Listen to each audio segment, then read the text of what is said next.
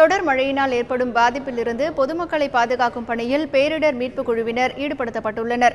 இதுகுறித்து கூடுதல் தகவல்களை தருகிறார் எமது செய்தியாளர் சசிகுமார். இன்று காலையிலிருந்து தொடர்ச்சியாக பெய்து வரக்கூடிய கனமழை காரணமாக சென்னை நகர் முழுவதும் தாழ்வான இடங்களில் தற்போது தண்ணீர் வெள்ளம் போல தேங்கி கிடக்கிறது. நாம் தற்போது இருக்கக்கூடிய இந்த சாந்தோம் சாலையில் தற்போது 1 மணி நேரத்திற்கும் மேலாக போக்குவரத்து நெரிசல் என்பது இந்த பகுதியில் காணப்படுகிறது.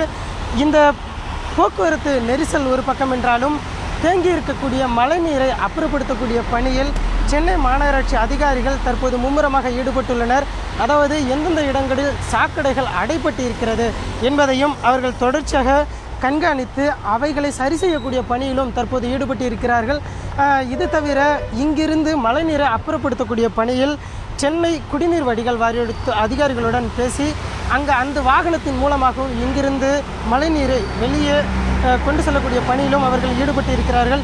இப்படி பல்வேறு நடவடிக்கைகள் மூலமாக சென்னை நகரின் தாழ்வான பகுதிகளில் ஏற்படக்கூடிய அந்த மழை வெள்ளங்களை சமாளிக்கக்கூடிய பணியில் சென்னை மாநகராட்சி அதிகாரிகள் மிகவும் தீவிரமாக ஈடுபட்டு வருகிறார்கள் என்று நாம் சொல்லலாம்.